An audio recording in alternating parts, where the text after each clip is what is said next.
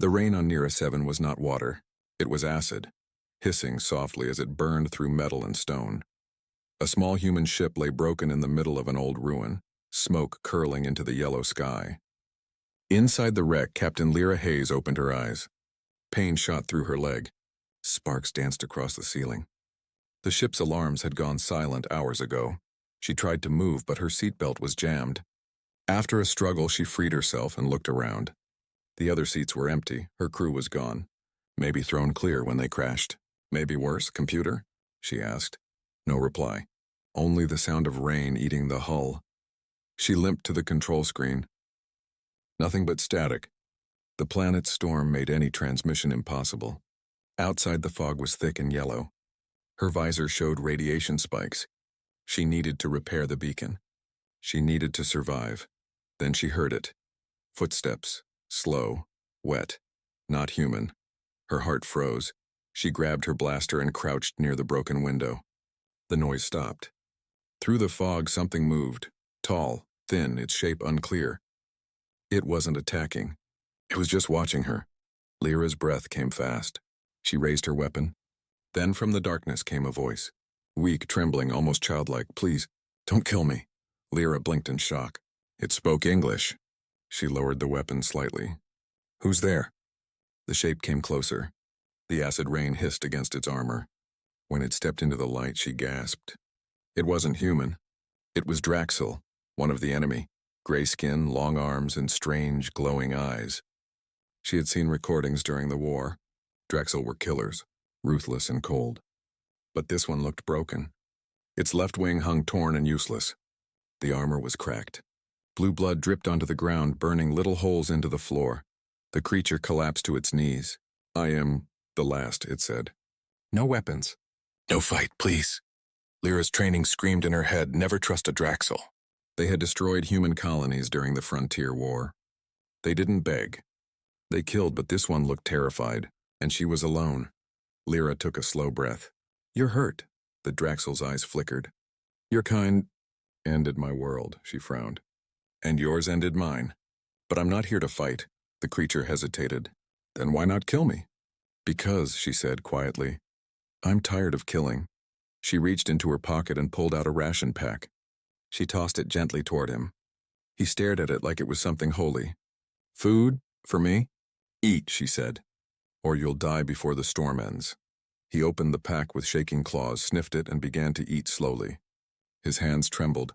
Lyra watched carefully. The air between them was filled with fear and something new. A kind of fragile understanding. Hours passed. The storm outside grew worse. The acid rain beat against the wreck like 1,000 knives. Inside, they worked silently to block the leaks.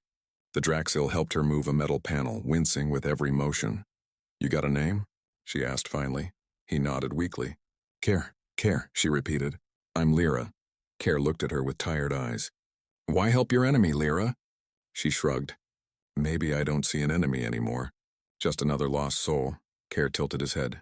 Humans, strange creatures. You fight like demons, but your hearts, he tapped his chest softly, are not made for hate. Before she could answer, the ship trembled. A low growl echoed from outside.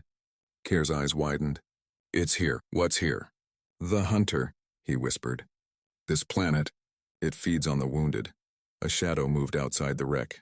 Massive. Heavy. The ground shook with every step. Lyra grabbed her blaster.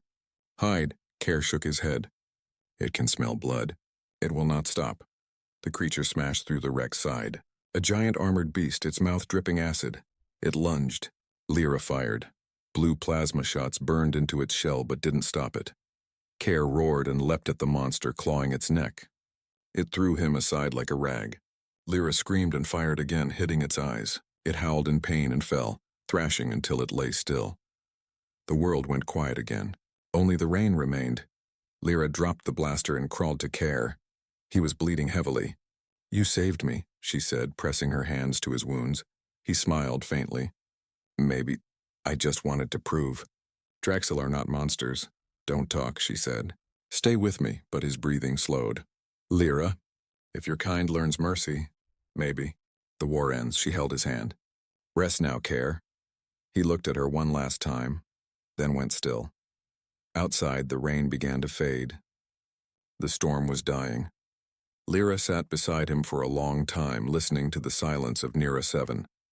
Then she turned on the emergency beacon. When rescue came days later, they found her sitting next to a Draxil body, his claws still clutching her ration pack. Her report was short. Enemy encountered. No hostilities. He asked for mercy. I gave compassion. Command didn't understand. They never do. But across the galaxy, stories spread about the human who showed love instead of hate. And maybe, just maybe, that was how the next war ended before it began. 3 days passed on Nera 7. The storm outside never truly stopped. It only changed shape. Sometimes soft, sometimes violent, always deadly. Captain Lyra Hayes had built a small shelter from the wreckage. It wasn't much. Just metal sheets, patched holes, and an emergency heater. Inside, the air was dry but cold. The lights flickered, running on what little power the ship still had. Across from her lay the body of the alien Care, wrapped in a survival blanket. She had covered him carefully. The acid had burned deep wounds into his body. She didn't know what Draxil funerals were like, but she couldn't just leave him outside to rot.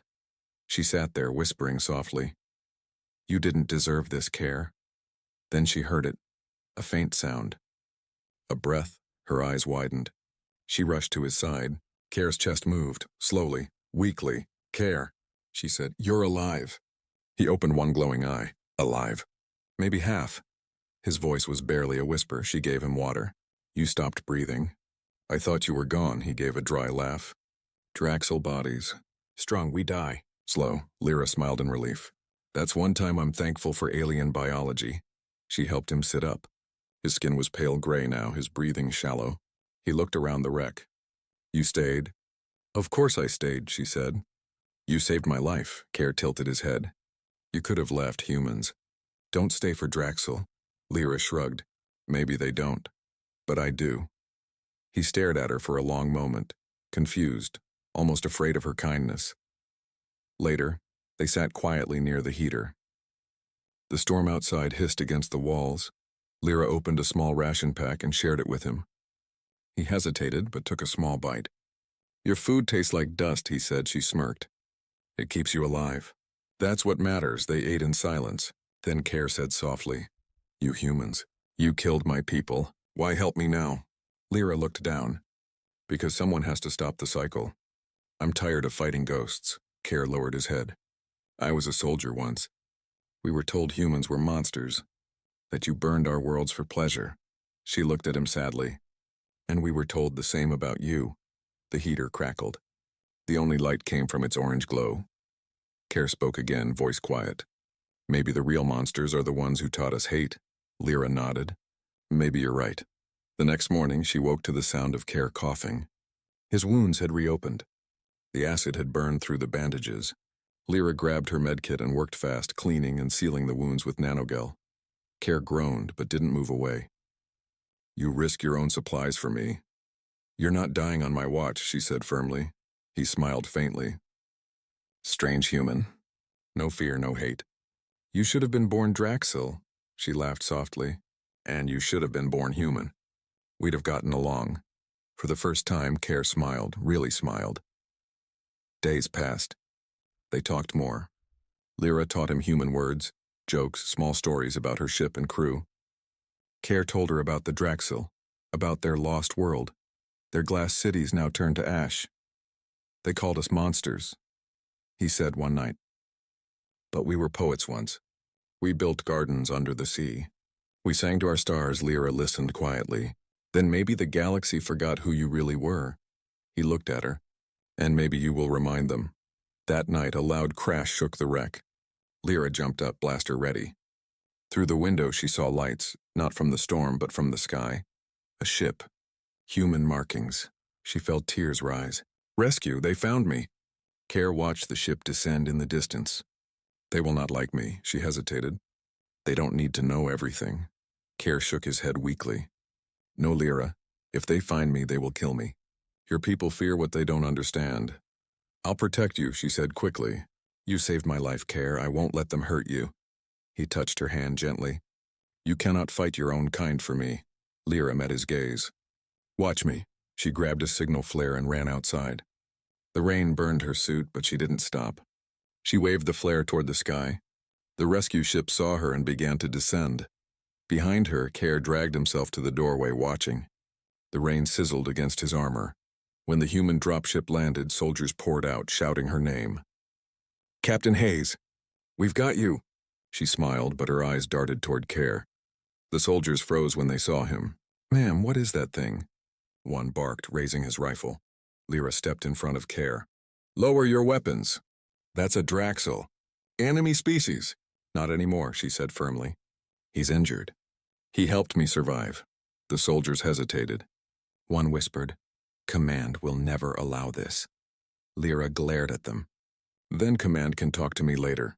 Care coughed, his voice weak. The rescue never came back. They took Captain Lyra Hayes away from Nera 7, but the memory of the alien named Care stayed with her every waking moment. Even after the doctors cleared her injuries, even after the debriefings ended, she couldn't sleep. Every time she closed her eyes, she saw his glowing eyes, heard his voice. Maybe the real monsters are the ones who taught us hate. Weeks later, she was stationed on Outpost Vega, a quiet listening post near the outer rim. Her orders were simple: monitor deep space signals and report any Draxel activity. But Lyra didn't believe there were any Draxel left. Care was supposed to be the last. One night, the silence broke. A distress beacon lit up on her console. Faint, old, repeating. Not human code. Not standard galactic code either. She leaned closer. The rhythm of the signal. It was familiar. Her chest tightened. It was Draxel pattern code. The technician beside her frowned. Could be a ghost signal. Or a trap, Lyra shook her head. No, this one's real. The commander gave her a warning look. "Captain, you're too close to this. We can't risk men on a dead frequency." But Lyra couldn't ignore it. The coordinates pointed to a dark system. No known colonies. No life signs. Something inside her whispered Care. She couldn't explain it. But she knew. That night, without authorization, she took a small scout ship and set course for the signal. The stars blurred past. Her heart pounded. The ship dropped out of hyperspace into silence. A broken moon floated above a dying planet. The signal came from the surface. She descended carefully. The atmosphere was thin. The ground cracked like dry bone. As she landed, her radar flashed. Something was moving in the distance. She stepped outside in her suit, her boots crunching against the dust. The signal was close now, echoing softly from an old ruin. She followed the sound through a narrow tunnel until her flashlight caught something metal. A beacon, half buried. And beside it, a mark. A claw-shaped symbol burned into the wall. The Draxil emblem Care had given her. Her throat tightened. "Care?" Then she heard it, a growl. Low, deep, too close, she spun around. From the shadows came a shape. Huge, armored, four-legged. Its eyes glowed red in the dark. The hunter. Her scanner flared red. Unknown species. Extreme danger, it lunged. She rolled aside, firing her blaster. The beam bounced off its shell. The creature roared, smashing a pillar beside her. Dust filled the air. She ran deeper into the ruins, heart racing. Her comms crackled with static. "Lyra Hayes, why are you here?" She froze. The voice was strange. Distorted, mechanical, but familiar. She turned. From the shadows stepped a tall figure. Part machine, part flesh. Its eyes flickered blue, her breath caught. "Care?" The figure nodded weakly. Half his face was covered in metal, one wing replaced by a mechanical limb. "You're alive," she gasped. Care's voice was rough. "Alive. Changed. The hunter hunts what's left of my kind. You should not have come," Lyra's heart pounded. "I thought you were dead." "I was," he said. "But machines found me, rebuilt me. I escaped. This world is my cage now." The hunter roared again, breaking through the walls behind them. Care grabbed her arm. "Run!" They raced through the ruins, the creature smashing through stone behind them. Lyra fired, but the shots only slowed it. Care turned, his arm shifting. A built-in plasma blade sprang from his wrist. He slashed at the monster's face, sparks flying. The hunter screamed, swinging its claws. Care was thrown against the wall, sparks bursting from his chest. "Care," Lyra shouted, running to him. He grinned through the pain. "Still saving me, human?" "Always," the hunter charged again. Lyra pulled a grenade from her belt, armed it, and threw it at the creature's open mouth. It exploded with a roar that shook the ground. Dust and fire filled the ruins. When the smoke cleared, the hunter lay still. Lyra coughed, crawling toward Care. His system sparked weakly. "You did it," she said softly. He smiled faintly. "You always finish what you start. Don't talk," she said. "We'll fix you. I'll get you home." He shook his head. "Home? My kind has no home. But maybe yours will learn from this." She held his hand. "You can come with me." Care's eyes dimmed. "Nope. If I go, they will hunt me. And maybe you too." She shook her head. "I don't care." He looked at her, the same way he did on Nera 7. That same mix of wonder and peace. Then he reached into his chest plate and pulled out a small glowing crystal. "Take this," he said. "It holds our history, songs, memories, proof we existed." Lyra took it, her hand shaking. "I'll protect it. I promise." Care's light began to fade. "Then maybe Mercy will live on."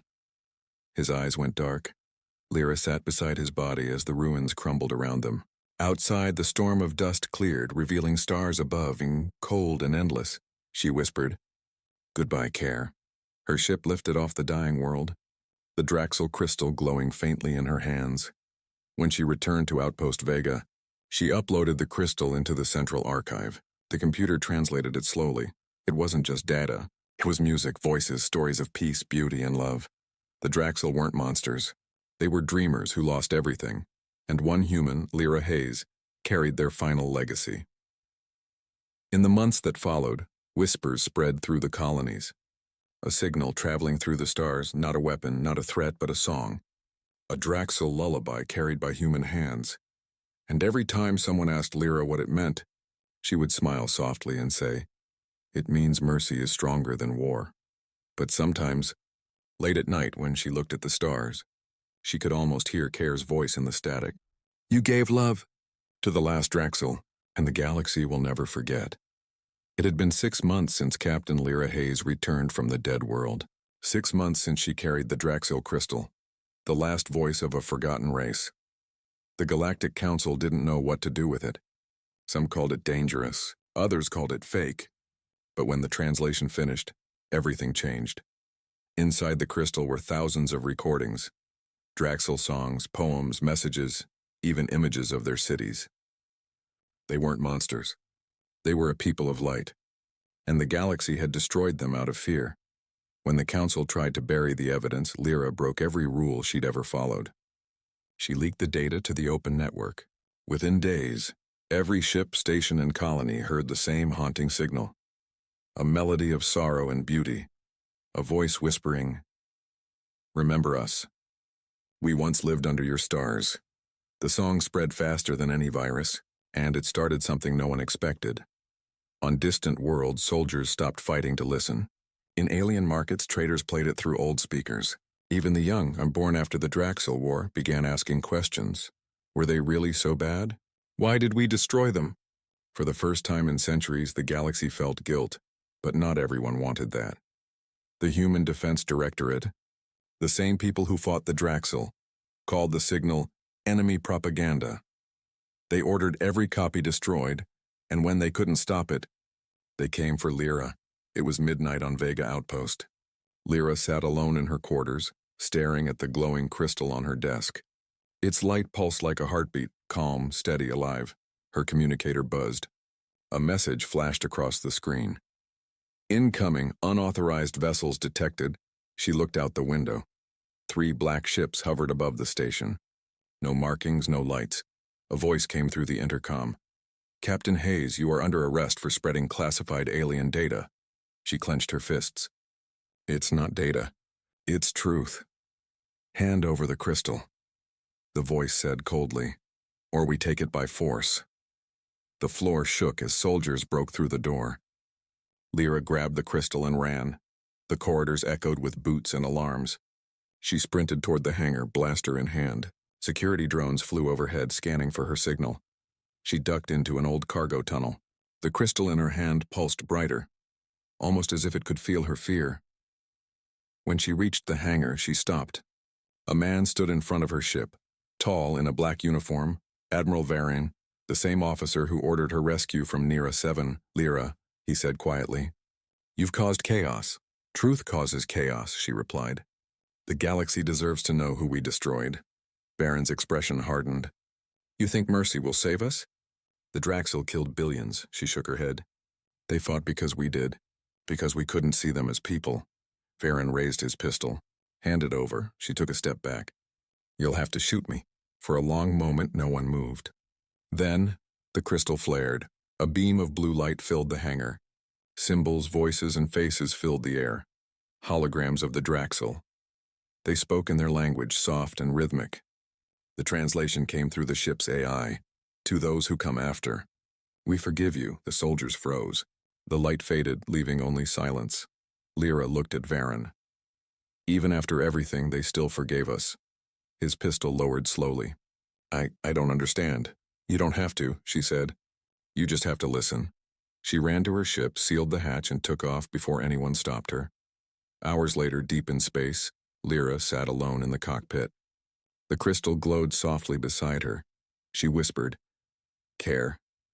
If you can hear me, I kept your promise. The ship's sensors suddenly beeped. A new signal appeared, one that matched the crystal's pattern. Not a reflection, not interference, a reply. Her heart skipped a beat. Impossible, she murmured. There are no Draxil left. But the signal was real. Coordinates from an uncharted sector beyond the Orion Rift. She stared at the glowing screen. Could it be survivors, or something else left behind? Either way, she couldn't ignore it.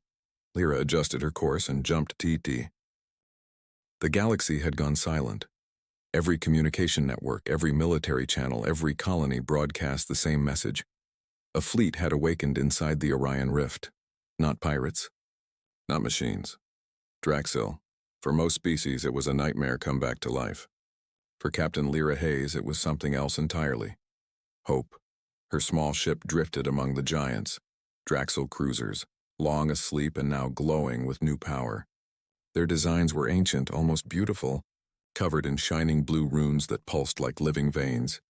Lyra stood in her cockpit, watching the largest ship ahead of her, a colossal vessel shaped like a crescent moon. Its name, translated by her AI, meant the Heart of Mercy. A deep voice echoed through her comms. Human vessel. You carry our memory. Step forward. Lyra swallowed hard. This is Captain Lyra Hayes of the Terran fleet. I come in peace. Peace, the voice repeated, almost tasting the word. Strange. After so much blood, a light beam scanned her ship. Then slowly, a docking port opened on the Draxil flagship. She took a deep breath. All right, Care. Let's see if your people remember mercy. Inside the Draxil ship, everything glowed in soft blues and silvers. The walls were alive, organic metal that moved like skin. Symbols floated in the air, reacting to her steps. Lyra walked slowly, her heart pounding. She felt like an intruder in a holy place. At the end of the corridor stood a tall figure cloaked in shimmering armor. Its eyes glowed the same gentle blue she remembered. Welcome, human, it said. I am Sarai, keeper of the last dream. Lyra bowed slightly. I brought your people's crystal. It led me here. Sarai stepped closer, studying her face. And who gave it to you? A Draxil soldier named Care. He saved me. At the mention of the name, Sarai froze. Care, she whispered. He was my brother. Lyra's breath caught. Your brother? Sarai nodded slowly. He vanished during the War of Fire. We thought him lost forever. Her voice trembled. He must have trusted you deeply to give you the Heartstone. Lyra held out the glowing crystal. He said it carried your people's memory. I shared it with the galaxy. Sarai's eyes darkened. Yes, we heard. The humans woke us again, but not all of your kind wish for peace. A nearby console flickered, showing holographic images, human fleets forming near the rift, warships, missiles. The Human Defense Directorate had mobilized again. Sarai looked at Lyra with sorrow. Your people fear what they do not understand. Again, Lyra clenched her fists. They think you're preparing to attack, Sarai sighed. We only woke because the song was answered. We are few now, weak. We wanted peace, not vengeance, Lyra stepped forward. Then let me prove it. Let me speak for you. If they see your true face, maybe they'll stop this before it begins. Sarai studied her for a long moment. Then she nodded. You speak with Care's courage. We will trust you, human. Hours later, Lyra's ship flew ahead of the Draxel fleet as they approached the neutral zone. The sky burned with warships on both sides, human and alien, ready for battle. A human voice came through her comms. Captain Hayes, you are ordered to stand down immediately. Those ships are hostile. Lyra took a deep breath. Negative. They're not hostile. They just want to talk. This is Admiral Varen. You're risking every colony in the sector. Fall back now! Lyra looked at the Draxel flagship behind her. If I do that, we'll start another war. Varen's voice rose. You don't understand, Captain. The Draxel killed billions. We can't trust them. Lyra closed her eyes. Then trust me. She switched her comms to all open frequencies. Attention, all fleets. This is Captain Lyra Hayes. 6 months ago, I met the last Draxel, a being who asked not for revenge but for mercy. He showed me what we destroyed, and what we forgot. Her voice echoed across the networks. I've seen their history, their songs, their dreams. They were not monsters. They were like us, unafraid, proud, and lost. And now, after centuries of silence, they only want peace. There was a long pause. Then Varen's voice came again, quiet and uncertain. How do we know this isn't another trick? Lyra turned her camera toward the Draxel flagship. Sarai stepped forward, visible to every ship watching. We are the last of our kind, Sarai said, her voice calm and steady. We do not come for war. We come to forgive. The galaxy held its breath. No one fired. No missiles launched. For a moment, there was only silence. Then Varen's voice came through again, trembling. Maybe it's time we listened. Hours later, the fleet stood down. The first human Draxel contact in centuries ended without bloodshed. News spread across the stars. The Draxel have returned, not as conquerors, but as survivors. On the bridge of her ship, Lyra looked out at the stars. Exhausted but smiling, Sarai's voice came through softly. You changed everything, human. Lyra shook her head. No, Care did. I just followed his example. Sarai nodded. Then his mercy has truly lived on. But peace was fragile. In the shadows of the galaxy, some still whispered that the Draxel could not be trusted. Others began searching for the lost weapons of the old war. And deep inside the Draxel fleet, old systems started to awaken. Systems Care never knew existed. Something ancient stirred within their core. The Heartstone in Lyra's possession flickered once, and for the first time, it whispered in Care's voice. Lyra. Beware the second awakening, Lyra froze. The light of the crystal pulsed again, faster this time. Her smile faded. Whatever was coming next, it wouldn't be peace. The stars above Nera 7 burned like cold fire. For weeks, peace had held, fragile, trembling, but real. The human Draxel alliance had signed the first treaty between their species. Trade routes reopened. Scientists worked side by side. The galaxy whispered that maybe, just maybe, war was over. But Captain Lyra Hayes couldn't sleep. Every night, the Heartstone beside her bunk pulsed with faint blue light. Soft, rhythmic, almost alive. It was the same stone Care had given her, the one that led her to his people. Now it whispered again, and this time the voice was not Care's. Lyra, help us. Her eyes opened wide. The sound was distant, not from her mind, but from deep space. The warning at dawn, Lyra rushed to the Draxel flagship, the Heart of Mercy. Inside the grand hall, shimmering lights swirled across the walls like a living ocean. She found Sarai, the Draxel leader and Care's sister, standing before a massive crystal core. Sarai, Lyra said, breathing hard. The Heartstone, it's talking again. Sarai turned slowly. Her expression was grim. We know, she said quietly. The core has awakened a signal across the fleet. A signal? Lyra asked. From what? Sarai hesitated, then placed her hand on the glowing wall. Images appeared. Thousands of Draxel ships buried under alien moons, silent for centuries. During the War of Fire, Sarai said, our ancestors built weapons, machines bound to the stars themselves. They were never meant to wake again. Lyra frowned. You mean, they're alive? Sarai nodded. The first awakening brought us back. The second will bring them. Lyra's blood ran cold. Then we stop it. The pulse, but it was already too late. All across the outer systems, old satellites began to blink to life. From dead planets and forgotten stations, blue storms erupted. Entire moons shook apart as ancient energy surged through their cores. The humans thought it was an attack. Panic spread. Fleets armed their weapons. Messages from every command station shouted the same order. Prepare for war. Lyra's ship was caught between both sides, the Draxil fleets glowing with unstable power, and human cruisers charging their railguns. She called the human flagship. Admiral Varen, listen to me. The Draxil aren't attacking. Something else is controlling their systems. Varen's voice was sharp. I warned you, Hayes. You brought this on us. Sarai's voice broke in on another channel. We can't shut it down. The old code is overriding everything. It's calling the Ancient Ones. The Ancient One space tore open. From the edge of the Orion Rift, light exploded, white, endless, blinding. And through that light came shapes too vast to understand. Colossal Draxil war machines, each the size of continents, their bodies made of crystal and fire. Their minds were alive, but not awake. They moved like beasts in pain, roaring through the void. Sarai fell to her knees. They were built to protect us. But the war twisted them. They only know destruction now. Lyra's hand shook. Then we need to reach them, before they destroy everything. Sarai looked at her, eyes glowing. There is only one way. The Heartstone can speak to them, if someone links their mind to it. Lyra stared at the glowing crystal in her hand. You mean me, don't you? Sarai's voice trembled. Care chose you for a reason. The stone remembers your compassion. It might listen. The connection they moved to the control chamber where the ship's core pulsed like a living heart. Sarai placed the Heartstone into the central slot. The walls lit up in a wave of blue light. Once it starts, Sarai warned, your mind will touch theirs. You'll feel everything they feel. Lyra took a deep breath. Then I'll tell them what Care told me. She placed her hand on the crystal. A shock of energy surged through her. Visions flashed before her eyes. The war, the death, the fire. She saw Care again, smiling, holding out his hand. Mercy, Lyra. Remember. The light engulfed her completely. The voice across the stars, the ancient Draxil titans, paused. Their roars faded into silence.